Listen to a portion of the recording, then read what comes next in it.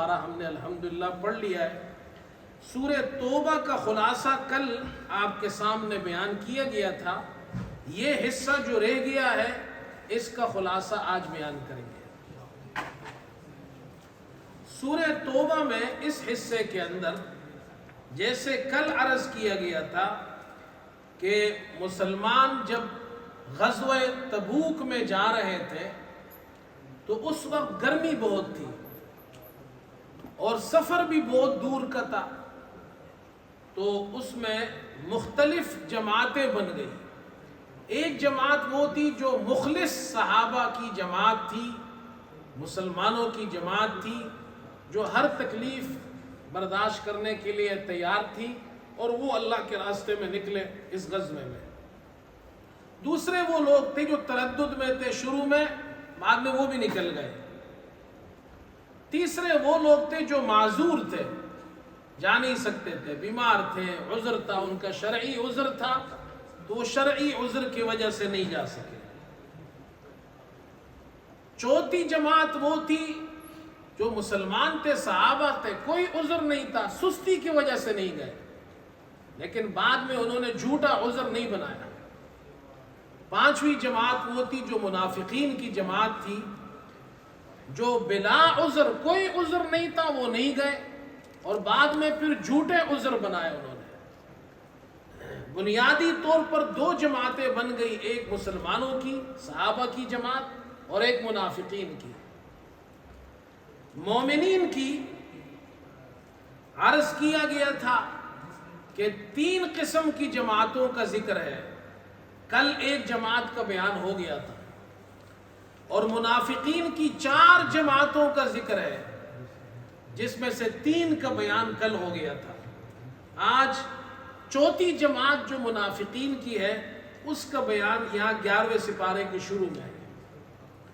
پہلے ہم اس کو بیان کرتے ہیں تاکہ منافقین کی یہ چوتھی جماعت ہو جائے پوری۔ والذین اتخذوا مسجدا ضرارا وکفرا وتفریقا بین المؤمنین وارصادا لمن حارب اللہ ورسولہ من قبل۔ یہ مسجد ضرار تعمیر کی منافقین نے، اس کا ذکر یہاں پر ہو رہا ہے، اور اس کے بارے میں مختصر یہ کہ مدینہ منورہ میں ایک شخص تھا ابو عامر، اور یہ نصرانی ہو گیا، مذہب بدل دیا اس نے۔ پہلے تو یہ مشرک تھا، پھر نصرانی ہو گیا۔ یہ حضرت حنظلہ کا والد ہے۔ حضرت حنظلہ بہت بڑے صحابی ہیں، غسیل ملائکہ جو شہید ہوئے تھے اور جن کو فرشتوں نے غسل دیا تھا۔ وہ جب جنگ میں نکلے تو غسل فرض ہو گیا تھا ان پہ، لیکن اللہ کے راستے میں نکلنے کی آواز آئی تو ویسے ہی نکل گئے۔ اللہ کے رسول صلی اللہ علیہ وسلم نے فرمایا کہ اس کو فرشتے نے غسل دیا ہے، فرشتوں نے غسل دیا ہے، غسیل ملائکہ۔ لیکن باپ دیکھو، یہ تو اللہ کی تقسیم ہے۔ تو وہ آپ صلی اللہ علیہ وسلم جب مدینے پہنچے تو یہ ابو عامر آیا، آپ سے سوالات کیے، آپ نے جوابات دیے، لیکن یہ ضد پر اتر گیا۔ بجائے ماننے کے اس نے کہا کہ ہم میں سے جو جھوٹا ہے وہ یہاں سے دور دراز ہو کر مرے، غائب ہو جائے۔ غزوہ حنین تک یہ مسلمانوں کے خلاف لڑتا رہا، اور جب اللہ نے مسلمانوں کو فتوحات دی تو یہ شام چلا گیا، اور پھر شام میں وہاں ایسا جناب غائب ہوا، اتنا دور چلا گیا کسی کو پتہ بھی نہیں، اور وہاں جا کے مر گیا۔ اس نے قیصر روم کے ساتھ، جو روم کا بادشاہ تھا، اس سے سازش کی کہ مسلمانوں کو مدینے میں جو مسلمانوں کی حکومت ہے یہ ختم کرنی۔ انہوں نے کہا ٹھیک ہے، ہم منصوبہ بناتے ہیں، پلاننگ کرتے ہیں، تم وہاں ایک سینٹر بناؤ، لیکن سینٹر مسجد کے نام سے بناؤ، اور پھر وہاں پر اسلحہ تم جمع کرو، لوگوں کو تیار کرو، پھر ہم تمہاری مدد کریں گے۔ حضور صلی اللہ علیہ وسلم غزوہ تبوک میں جا رہے تھے، یہ منافقین آئے انہوں نے کہا کہ ہم نے مسجد بنائی ہے، ہم مسجد قباء جا نہیں سکتے، دور ہے، ہم نے اپنے محلے میں بنائی ہے، آپ آ کر یہاں نماز پڑھ دے، افتتاح کر دے۔ آپ صلی اللہ علیہ وسلم نے کہا ٹھیک ہے، میں غزوہ تبوک سے واپسی پر افتتاح کر دوں گا۔ جب آپ غزوہ تبوک سے واپس آئے تو اللہ تعالیٰ نے یہ آیتیں نازل فرمائی، والذین اتخذوا مسجدا ضرارا وکفرا وتفریقا بین المؤمنین۔ ان لوگوں نے جو مسجد بنائی ہے یہ تو مسجد ضرار ہے، ضرر پہنچانے کے لیے بنائی ہے، اور اس کی تعمیر جو ہے وہ کفر پر ہے، تفریق بین المومنین، مسلمانوں کے درمیان تفریق پر ہے، اور یہ تو مسلمانوں کو ختم کرنے کے لیے سینٹر بنا رہے ہیں۔ آپ سے فرمایا لا تقم فی ابدا، اس میں آپ نماز نہ پڑھیں۔ اللہ تعالیٰ نے جب آپ کو حکم دیا تو آپ نے 2 صحابی عامر بن سکن اور حضرت وحشی ابن حرب، ان سے کہا جاؤ مسجد کو منہدم کر دو۔ انہوں نے منہدم بھی کی اور آگ سے جلا دیا، ختم ہو گئی وہ مسجد۔ اب وہ جگہ پڑی ہوئی تھی تو حضور صلی اللہ علیہ وسلم نے عاصم بن عادی سے کہا یہ جگہ خالی پڑی ہوئی ہے، تم اس میں گھر بنا لو۔ تو اس نے کہا اے اللہ کے رسول، میں اس جگہ، جس جگہ کے بارے میں اللہ نے کہا ہے کہ یہ مسجد ضرار ہے اور آپ کو نماز سے منع کیا اور آپ نے اس کو جلا دیا، میں کیسے اس میں رہوں اپنے فیملی کے ساتھ؟ ہاں ایک صحابی ہے، دوسرے صحابی وہ ضرورت مند ہے، آپ ان کو یہ جگہ دے دیں۔ تو آپ صلی اللہ علیہ وسلم نے وہ جگہ اس کو دے دی، وہ ضرورت مند تھا۔ لیکن اثر یہ ہوا وہ وہاں رہا، وہ آدمی، وہ صحابی وہاں رہے، لیکن اس کا کوئی بچہ زندہ نہیں رہا، کوئی بچہ، جو بچہ ہوتا تھا زندہ نہیں ہوتا تھا۔ بعض علماء نے لکھا ہے کہ وہاں کوئی مرغی انڈا بھی نہیں دیتی تھی۔ یہ اس کا اثر ہو گیا۔ تو یہ اثر تو اللہ ہی پیدا کرتا ہے نا۔ جس جگہ کے اندر اللہ نے اچھے اثرات رکھے ہیں تو بعض جگہوں میں برے اثرات بھی رکھے ہیں، یہ اللہ کی طرف سے ہے۔ بہرحال یہ ان کی ایک جماعت کا ذکر ہے۔ اب مسلمانوں کی جماعت، یہ غزوہ تبوک میں ایک جماعت مسلمانوں کی، بعض علماء کہتے ہیں کہ یہ 5 تھے، یہ جہاد میں شریک نہیں ہوئے سستی کی وجہ سے۔ اب جب حضور صلی اللہ علیہ وسلم غزوہ تبوک سے واپس آئے تو انہوں نے کوئی عذر، جھوٹا عذر نہیں بنایا، بلکہ اپنے آپ کو مسجد نبوی کے ستونوں سے باندھ لیا، کہا کہ جب تک ہماری توبہ قبول نہیں ہوگی ہم اسی طرح ستونوں سے اپنے آپ کو باندھے رکھیں گے۔ اللہ نے ان کا ذکر کیا، وآخرون اعترفوا بذنوبہم خلطوا عملا صالحا وآخر سیئا، جنہوں نے اپنے گناہوں کا اعتراف کیا، ملے جلے اعمال کیے، نیک عمل بھی ان کے ہیں اور برے عمل بھی ہیں، وآخر سیئا، اور وہ یہ ہے کہ تخلف کیا، انہوں نے پیچھے رہ گئے غزوہ تبوک میں جانے سے۔ تو صحابہ سے گناہ ہو سکتا ہے، لیکن اللہ فرماتے ہیں عسى اللَّهُ أَن يَتُوبَ عَلَيْهِمْ إِنَّ اللَّهَ غَفُورٌ رَحِيمٌ۔ تو اللہ تعالیٰ نے ان کی توبہ قبول کی اور ان کو معاف کر دیا، اور اللہ بخشنے والا اور رحم کرنے والا ہے۔ یہ وہ جماعت تھی، ایک جماعت کا یہ ذکر ہوا۔ اس کے بعد دوسری جماعت کا ذکر ہو رہا ہے، جماعت نمبر 3۔ یہ 3 صحابہ تھے، کعب ابن مالک، مرارہ بن ربیع اور ہلال بن امیہ، یہ بھی رہ گئے، غزوہ تبوک نہیں گئے، گرمی تھی۔ انہوں نے کہا ہم آج جاتے ہیں، کل جاتے ہیں، آج جاتے ہیں، کل جاتے ہیں، رہ گئے، نہیں جا سکے، اور باقی مسلمان چلے گئے۔ آپ صلی اللہ علیہ وسلم جب واپس ہوئے تو منافقین نے جا کر جھوٹے عذر بنائے، ہمارا یہ مسئلہ تھا، جھوٹے بہانے بنائے۔ لیکن جو مخلص صحابہ تھے، غلطی ہو گئی تو یہ چلے گئے۔ کعب ابن مالک کہتے ہیں میں آپ صلی اللہ علیہ وسلم کے پاس گیا اور کہا کہ مجھے بات بنانا آتی ہے، مجھے بات بنانا آتی ہے، میں آپ کے سامنے جھوٹا عذر بناؤں گا لیکن ہوگا جھوٹ۔ تو سچی بات یہ ہے کہ کوئی عذر نہیں تھا، سستی کی وجہ سے رہ گیا۔ کہتے ہیں حضور صلی اللہ علیہ وسلم نے اس طرح تبسم فرمایا تھے تو آپ کے صحابی تبسم ایسا کیا جیسے ناراض آدمی تبسم کرتا ہے، اور پھر آپ نے کہا کہ اللہ تعالیٰ کا جب تک فیصلہ نہ آئے اس وقت تک آپ نے ان صحابہ سے کہا ان کے ساتھ اب سلام دعا علیک سلیک تعلق نہیں رکھنا، غلطی ہو گئی ہے، ایکسیپٹ کر لیا ہے کہ بھائی ٹھیک ہے، حکم یہ ہے اب ان سے بات مت کرو۔ اب وہ بیچارے اکیلے رہ گئے، 3 آدمی ہیں، 40 دن جب گزر گئے کوئی بات نہیں کرتا، مسجد میں جاتے ہیں کوئی بات نہیں کرتا، حضور صلی اللہ علیہ وسلم کے پاس جاتے ہیں وہ بھی بات نہیں کرتے۔ اللہ نے اس کا ذکر کیا ہے قرآن پاک میں، وَعَلَى الثَّلَاثَةِ الَّذِينَ خُلِّفُوا حَتَّى إِذَا ضَاقَتْ عَلَيْهِمُ الْأَرْضُ بِمَا رَحُبَتْ، زمین باوجود کشادہ ہونے کے تنگ ہو گئی ان پر،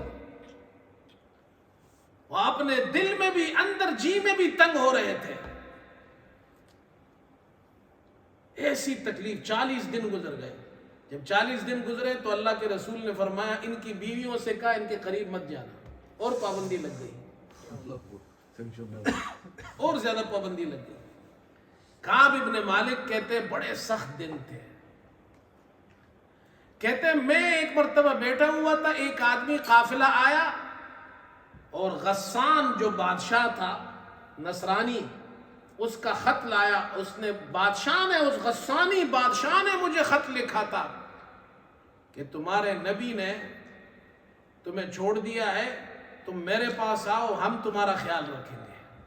لیکن تھے تو وہ صحابی، کہتے میں نے وہ خط اٹھایا، وہ تنور میں ڈال دیا، وہ جل گیا۔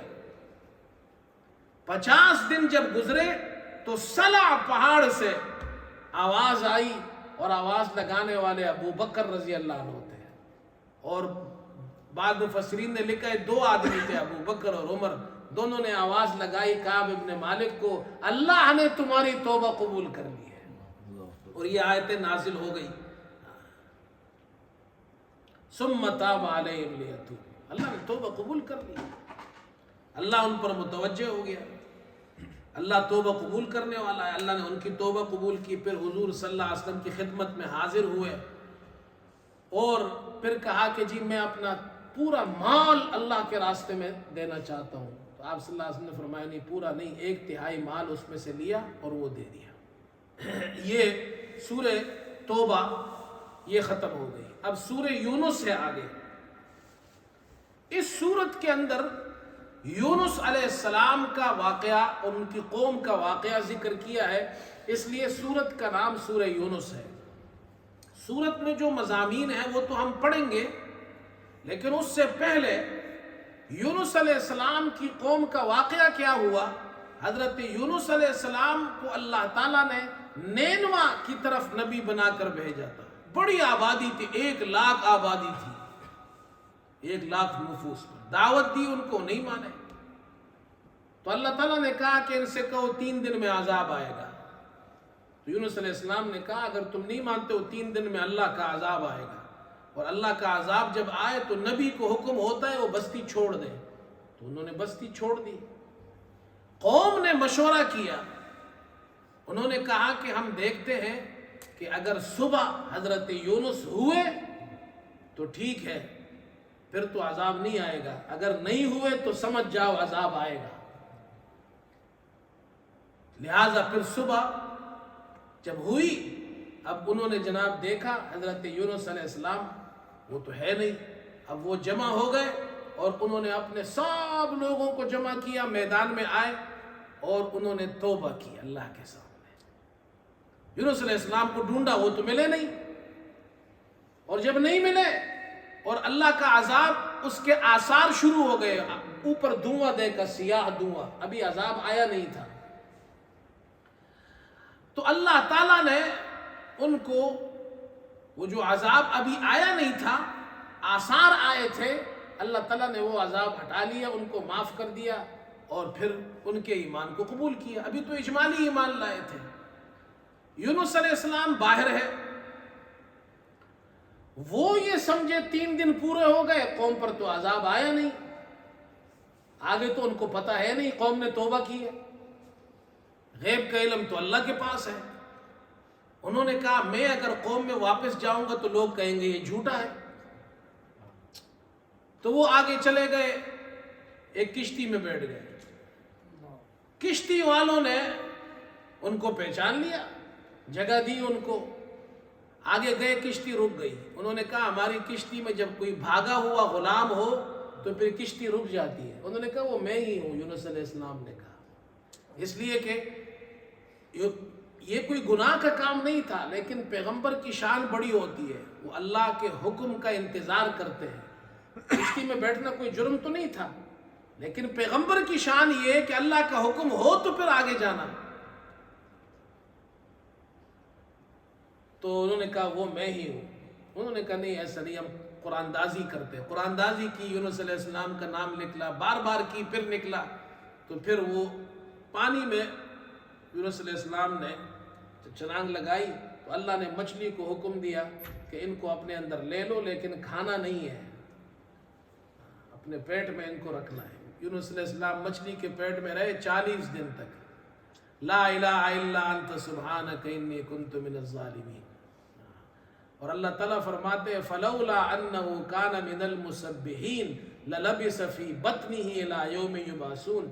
اگر یونس ہمیں مچھلی میں نہیں پکارتے اور ہماری تسبیح اور پاکی نہیں کرتے تو قیامت تک مچھلی کے پیٹ میں رہتے. یہ ایسی تسبیح ہے, مصیبت میں یہ تسبیح پڑھو, یہ وظیفہ ہے جو حضرت یونس نے پڑھا ہے. لوگ پیروں کے پاس جاتے ہیں, پتہ نہیں کیا کیا چیزیں لاتے ہیں الٹے سیدھے. کبھی کہتے ہیں جی یہ چیز کو گھر میں جلاؤ, اس کی دھونی دو. کبھی کہتے ہیں یہ تعویذ لے جاؤ 2 قبروں کے درمیان میں ڈال دو. کبھی کیا, یہ جو قرآن میں وظیفہ ہے یہ کیوں نہیں پڑھتے؟ حضرت یونس نے مچھلی کے پیٹ میں پڑھا ہے. تکلیف اور پریشانی اللہ سب کو بچائے, لیکن آ جائے تو یہ تسبیح پڑھا کرو.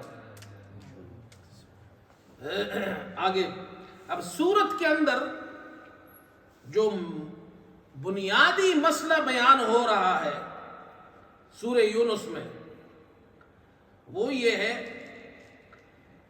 کہ اللہ کے یہاں کوئی شفیع غالب نہیں ہے. کیا مطلب؟ اللہ کے یہاں کوئی ایسا سفارش نہیں کر سکتا. جو مشرکین کہتے تھے نا ہمارے یہ بت سفارشی ہے, اللہ کے یہاں اللہ کا فیصلہ ہو جائے, اس فیصلے کو کوئی نہیں روک سکتا ہے. شفیع غالب کوئی نہیں ہے. یاد رکھو قیامت کے دن شفیع ہوگا, سفارش ہوگی, شفاعت ہوگی, لیکن اس کی 2 شرطیں قرآن نے بیان کی ہے. پہلی شرط یہ ہے اللہ کی اجازت کے بغیر کوئی سفارش نہیں کرے گا. من ذا الذی یشفع عندہ الا باذنہ, یہاں بھی یہ مسئلہ بیان کیا ہے. ما من شفیع الا من بعد اذن, اللہ کی اجازت کے بغیر کوئی سفارش نہیں کر سکتا. نبی بھی سفارش کریں گے قیامت کے دن, لیکن اللہ کی اجازت سے کریں گے. حضور صلی اللہ علیہ وسلم سفارش کریں گے لیکن اللہ کی اجازت سے کریں گے. ایک بات. اور دوسری بات یہ سمجھے, سفارش پیغمبر کریں گے مسلمان گنہگاروں کے لیے, کافر اور مشرک کی سفارش نہیں ہوتی ہے. تو جہنمی ہے, ان کے لیے سفارش نہیں ہوتی ہے. تو یہ مسئلہ سمجھایا ہے, اور یہ اس صورت میں 3 جگہ ذکر کیا. ایک تو یہاں اس ابھی آیت نمبر 3 میں ذکر کیا, اور ایک آگے ذکر کیا جا رہا ہے وَيَقُولُونَ هَٰؤُلَاءِ شُفَعَاؤُنَا عِندَ اللَّهِ. یہ مشرک کہتے ہیں یہ ہمارے بت اللہ کے یہاں سفارشی ہے, تم بن بتوں کی کیوں پوجا کرتے ہو؟ تو وہ کہتے تھے نعوذ باللہ یہ بت, اچھا یہ جو بت تھے نا پتھروں کے بت, کوئی بھی مشرک پتھر کو نہیں پوجتا ہے. وہ مورتی جس کے نام پر ہوتی ہے نا, جس ہستی کے نام پر, اصل وہ پوجتا اس ہستی کو ہے. سمجھ میں آیا؟ انہوں نے نبیوں کے نام پر, بزرگوں کے نام پر مورتیاں بنائی تھی, تو وہ اصل پوجا ان بزرگوں کی کرتے تھے, نبیوں کی کرتے تھے. آپ کسی بھی مشرک سے آج پوچھو, آج بھی جو مشرک پوجا کرتا ہے تو ویسے ہی لکڑی کی نہیں کرتا, ویسے ہی پتھر کی نہیں کرتا, وہ اس پتھر کی کرتا ہے جس کی مورتی کسی کے نام پر ہے. ایسے ہی ہے یا نہیں ہے؟ وہ کہتے تھے ہاؤلائی شفعاؤنا عند اللہ. اور تیسرا ذکر کیا سورت کے آخر میں قل یا ایھا الناس ان کنتم فی شک من دینی فلا اعبد الذین تعبدون من دون اللہ ولکن اعبد اللہ الذی یتوفاکم. اگر تم میرے دین میں شک کرتے ہو، اللہ کے نبی فرما رہے، تو جن بتوں کی تم پوجا کرتے ہو میں ان کی پوجا نہیں کرتا، میں تو اس اللہ کی پوجا کرتا ہوں جو تمہاری روح قبض کرتا ہے. وہ اللہ ہے جو زندگی بھی دیتا ہے، موت بھی دیتا ہے، جس کے پاس یہ طاقت ہے. یہ تین جگہ یہ دعویٰ ذکر کیا ہے. اللہ کے یہاں کوئی شفیع غالب نہیں ہے، اللہ ہی سب کچھ کرنے والا ہے. اب اس پر 10 دلیلیں ذکر کی ہیں، 10 دلیلیں. تو میں کوشش کروں گا، وقت بھی ختم ہونے والا ہے. اور وہ جو دلائل ذکر کیے ہیں، ان 10 دلائل میں سے ایک دلیل جو ہے وہ وحی ہے، دلیل وحی جس کو کہتے ہیں، وہ آگے آخر میں آئے گی. اور باقی دلائل عقلیہ ہے، 10 دلائل عقلیہ ہے. اب دیکھیں دلائل عقلیہ، میں نے پہلے ہی بتایا دلائل عقلیہ کا معنی یہ ہے عقل مند آدمی جس کو اللہ نے عقل دیا ہے وہ سوچے تو وہ پہچان لے گا کہ سب کچھ کرنے والا اللہ ہے. اللہ کی یہاں کوئی زور زبردستی کسی کی نہیں چلتی ہے. اللہ کا فیصلہ ہو جائے تو اللہ ہی کا فیصلہ ہوتا ہے. ان ربکم اللہ الذی خلق السماوات والارض فی 6 ایام، 6 دن میں آسمان زمین پیدا کیے اللہ نے، پھر عرش پر قائم ہوا. یدبر الامر، ہر کام کی تدبیر اللہ کرتا ہے. ما من شفیع الا من بعد اذن، اللہ کی اجازت کے بغیر کوئی سفارشی نہیں ہے. ذالکم اللہ ربکم فاعبدوا، یہ اس کا رزلٹ ہے، نتیجہ اس کو کہتے ہیں، ثمرہ کہتے ہیں. یہ تمہارا رب ہے، اس کی بندگی کرو، بتوں کی پوجا مت کرو، اللہ کے ساتھ کسی کو شریک مت کرو. آگے زمین و آسمان خدا نے بنائے. اب آگے هو الذی جعل الشمس ضیاء والقمر نورا، اللہ نے سورج کو چمکتا ہوا اور چاند کو نور پیدا کیا ہے. یہ سورج کی روشنی یہ نہیں دیکھتے ہو کس نے دی ہے؟ یہ کتنی وولٹیج بجلی ہے اس کے اندر. ہاں، ایک آدمی بیان کر رہا تھا، اس نے بڑی اچھی بات، عجیب بات کی. اس نے کہا کہ یہ جو سورج کی جو بجلی ہم یوز کرتے ہیں نا دنیا میں، تو یہ جو الیکٹرک یوز کرتے ہیں اس کا تو بل دینا پڑتا ہے نا بھائی. آج کل ویسے بھی لوگ چیخ رہے ہیں، کہتے ہیں بل زیادہ ہو گیا ہے.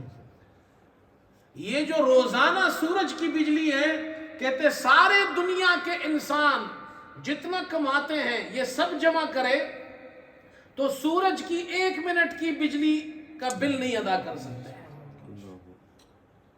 کتنی وولٹیج بجلی ہے. اور چاند کو نورانی بنایا ہے، اس کے اندر نور ہے. وَقَدَّرَهُ مَنَازِلَ، اس کے منازل اللہ نے بنائے ہیں تاکہ تم جان لو عدد السنین، سالوں کی گنتی اور حساب. یہ جو سال، مہینے، ہفتے، یہ کس چیز سے پتہ چلتا ہے؟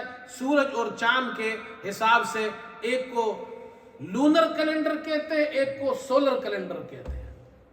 ہمارا اسلامی، ہمارے جو احکامات ہیں، جو اللہ نے اسلامی احکامات دیے، ان کا تعلق وہ لونر کیلنڈر سے، چاند سے ہے. رمضان چاند کے حساب سے ہے، عید چاند کے حساب سے ہے، حج چاند کے حساب سے ہے. ایسا ہے یا نہیں ہے؟ یہ چاند کے حساب سے. یہ دو دلیلیں یہ ہو گئی. تیسری دلیل هو الذی یسیرکم فی البر والبحر، یہ بھی عقلی دلیل ہے. حتی اذا کنتم فی الفلک وجرین بهم بریح طیبۃ وفرحوا بها. اللہ اکبر. اللہ وہ ذات ہے جو تمہیں پھراتا ہے جنگل میں بھی اور دریا میں بھی، خشکی میں بھی اور تری میں بھی. تم جو سفر کرتے ہو، یہ دیکھو نا انتظام کس نے کیا ہے. حتی اذا کنتم فی الفلک، جب تم کشتی میں ہوتے ہو اور وہ کشتی تمہیں لے کر چلتی ہے بریح طیبہ، موافق ہوا کے ذریعے، ہوا موافق ہو اور کشتی صحیح چل رہی ہو. وفرحوا بها، لوگ بھی اس سے بڑے خوش ہو، سارے جو کشتی میں بیٹھے ہوئے ہیں. جاءتها ريح عاصف وجاءهم الموج من كل مكان. ہاں اب اچانک تند و تیز ہوا آ گئی اور ہر طرف سے موج آ گئی اور انہوں نے یہ خیال کیا وَظَنُّوا أَنَّهُ مُحِيطَ بِهِمْ کہ وہ بری طرح گر گئے ہیں. اب وہ تو چاروں طرف سے لہروں میں آ گئے. دعوا اللہ مخلصین لہ الدین, تو وہاں اللہ کو پکارتے تھے. مشرکین بھی کشتی جب دریا میں پھنس جاتی تھی تو اللہ کو پکارتے تھے, مخلصین خالص اسی کے لیے اس کا دین اور اس کی پکار وہ اللہ کے لیے کرتے تھے, ایک اللہ کو پکارتے تھے. فلما انجاهم اذا هم يبغون في الارض بغیر الحق, اور جب ہم انہیں نجات دیتے تھے تو پھر وہ زمین میں ناحق سرکشی اختیار کرنے لگتے تھے. جیسے ہی طوفان سے بچ کر آگے گئے پھر جناب کیا شرک میں مبتلا ہو گئے. تم عقل نہیں یوز کرتے ہو. جو اللہ تمہیں تمہاری کشتی کو اللہ سلامتی سے ساحل پر پہنچاتا ہے وہی تمہارا کام کرانے والا ہے, وہی تمہارا بیڑا پار کرنے والا ہے. بیڑا پار کرنے والا کون ہے؟ اللہ ہے. اللہ تو کہتے ہیں مکے کے مشرکین بھی یہ مانتے تھے کہ مشکل میں بیڑا پسا ہو تو اس کو پار کرنے والا اللہ ہے, لیکن جب بیڑا پار ہو جائے تو پھر شرک کرتے تھے. اللہ اکبر. آگے چلے پانچویں دلیل. قل من يرزقكم من السماء والارض من يملك السمع والابصار ومن يخرج الحي من الميت ويخرج الميت من الحي ومن يدبر الامر فسيقولون الله. یہ ایسی دلیل ہے جو مشرک بھی مانتے ہیں, وہ بھی اعتراف کرتے ہیں. اے ہمارے نبی ان سے پوچھو تمہیں آسمان سے رزق کون دیتا ہے اور زمین سے, اور سمع سننے, آنکھ کی جو سماعت ہے, آنکھوں کی جو بینائی ہے, اس کا مالک کون ہے؟ اللہ ہے. اور یخرج الحی من المیت, مردہ سے زندہ کون نکالتا ہے؟ ویخرج المیت من الحی, اور زندہ سے مردہ کون نکالتا ہے؟ مرغی زندہ ہے اس سے انڈا نکلتا ہے وہ مردہ ہے, انڈا مردہ ہے اس سے چوزا نکلتا ہے وہ زندہ ہے. وَمَن يُدَبِّرُ الْأَمْرَ, ہر کام کی تدبیر کون کرتا ہے؟ ان سے پوچھو. فَسَيَقُولُونَ اللَّهُ, وہ کہیں گے یہ اللہ کرتا ہے. مشرک, مکے کے مشرک یہ کہتے تھے کچھ کام ایسے ہیں جو بت نہیں کرتے ہیں, وہ یہ مانتے تھے, لیکن باقی کاموں میں کہتے تھے نہیں یہ ہمارے بت ہے یہ کرتے ہیں. فَسَيَقُولُونَ اللَّهُ, وہ کہتے تھے اللہ. تو اللہ کہتے ہیں جو اللہ یہ کام کرتا ہے باقی کام بھی تو اللہ کرتا ہے, پھر اس کے ساتھ شریک مت بناؤ. الا ان للہ ما فی السماوات والارض, ہاں اللہ فرماتے ہیں کہ جو آسمان و زمین میں ہے اس کا مالک اللہ ہے, اس کا مالک کسی اور کو تم نہیں بنا سکتے, اس کا مالک اللہ ہے, وہی سب کچھ چلانے والا ہے. قل ارأيتم ما انزل الله لكم من رزق فجعلتم منه حراما وحلالا, یہ شرک فعلی کی نفی ہے. اللہ تعالیٰ فرماتے ہیں یہ تو بتاؤ, ان سے پوچھو یہ تو بتاؤ, ما انزل اللہ لکم من رزق, اللہ نے جو رزق اتارا ہے پھر تم نے اس میں سے حرام اور حلال بنایا ہے, کیا اللہ نے تمہیں اس کی اجازت دی یا تم اللہ پر افتراء کرتے ہو؟ جو اللہ نے حلال بنایا اس کو حرام مت کرو, جو حرام بنایا اسے حلال مت کرو. جیسے گزشتہ صورتوں میں سورہ انعام میں خاص طور پہ بیان کیا تھا, بہت سے اونٹنیوں کو بتوں کے نام پر وہ کر کے وہ اپنے اوپر حرام کر لیتے تھے, اور جو چیزیں اللہ نے حرام کی ہے اس کو حلال بنا لیتے تھے.